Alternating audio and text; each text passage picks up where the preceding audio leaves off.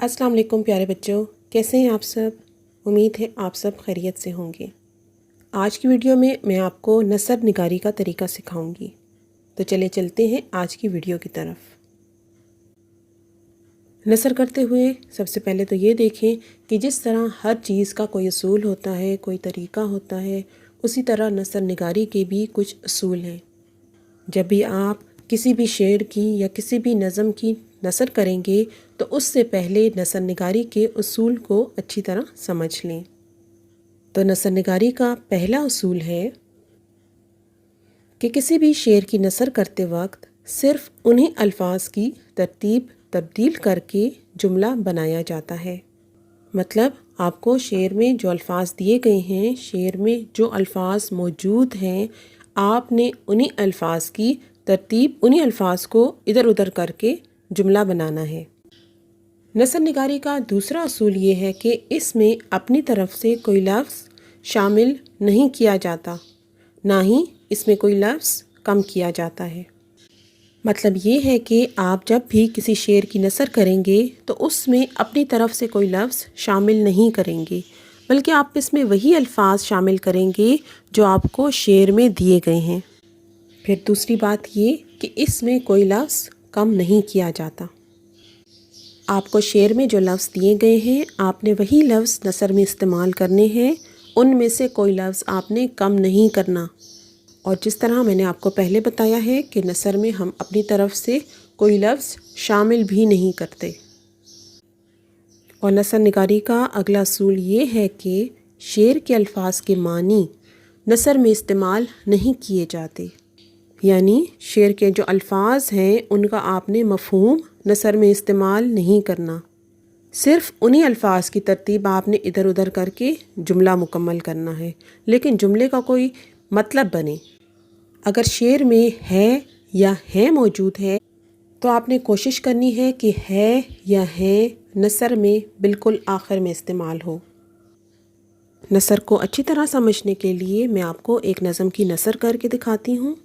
इस तरह आपको नसर निगारी का तरीका मज़ीद जहन नशीन हो जाएगा। नसर निगारी के लिए मैंने एक नज़म पहाड़ और गिलहरी का इंतखाब किया है। चलते हैं नज़म के पहले शेर की तरफ। कोई पहाड़ ये कहता था एक गिलहरी से, तुझे हो शर्म तो पानी में जाके डूब मरे। अब हम इसकी नसर करेंगे। एक गिलहरी से कोई पहाड़ ये कहता था, तुझे शर्म हो तो जाके पानी में डूब मरे। आपने देखा हमने नसर में उन्हीं अल्फाज की तरतीब इधर उधर की है, मज़ीद कोई लफ्ज़ हमने शामिल नहीं किया, ना ही हमने शेर की नसर करते वक्त कोई लफ्ज़ कम किया है। शेर के अंदर था आ रहा था तो था को मैंने बिल्कुल आखिर में इस्तेमाल कर लिया। इसी तरह डूब मरे एक फ़ेल है, तो आपने कोशिश करनी है कि फ़ेल अगर आखिर में इस्तेमाल हो सकता है तो हो जाए। अब अपने अगले शेर की तरफ चलते हैं। ज़रा सी चीज़ है उस पर गुरूर क्या कहना, ये अक्ल और ये समझ ये शऊर क्या कहना। इस शेर की नसर है, इस ज़रा सी चीज़ पर गुरूर क्या कहना है, ये अक्ल ये समझ और ये शऊर क्या कहना। आपने देखा हमने है को आखिर में इस्तेमाल किया। अगले शेर की तरफ चलते हैं। खुदा की शान है नाचीज़ चीज़ बन बैठी, जो बेशऊर हो यूं बातमीज़ बन बैठी।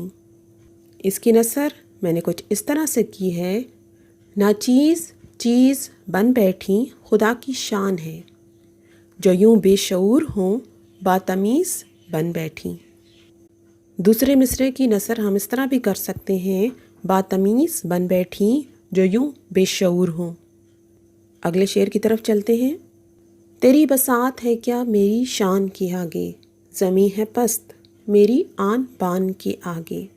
अभी आप देख रहे हैं इस शेर के दोनों मिसरों में है का इस्तेमाल हुआ है। अब हम कोशिश करते हैं कि ये है नसर करते वक्त जुमले के आखिर में इस्तेमाल हो। इसकी नसर कुछ इस तरह से होगी, मेरी शान के आगे तेरी क्या बसात है, मेरी आन बान के आगे ज़मीं पस्त है। अगला शेर है, जो बात मुझ में है तुझको वो है नसीब कहाँ, بھلا پہاڑ کہاں، جانور غریب کہاں۔ اس کی نثر کچھ اس طرح سے کریں گے، اگلے شعر کی نثر کچھ اس طرح سے کریں گے، مجھ میں جو بات ہے تجھ کو وہ کہاں نصیب ہے، بھلا پہاڑ کہاں، غریب جانور کہاں۔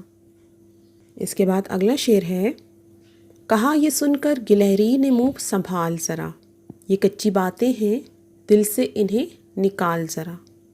اب آپ اس شعر میں دیکھ رہے ہیں کہ دوسرے مصرعے میں ہیں استعمال ہوا ہے۔ اب ہم کوشش کرتے ہیں کہ یہ ہیں جملے کے آخر میں استعمال ہو۔ یہ سن کر گلہری نے کہا ذرا منہ سنبھال، انہیں دل سے نکال، یہ ذرا کچی باتیں ہیں۔ اگلا شعر دیکھ لیتے ہیں، جو میں بڑی نہیں تیری طرح تو کیا پرواہ، نہیں ہے تو بھی تو آخر میری طرح چھوٹا۔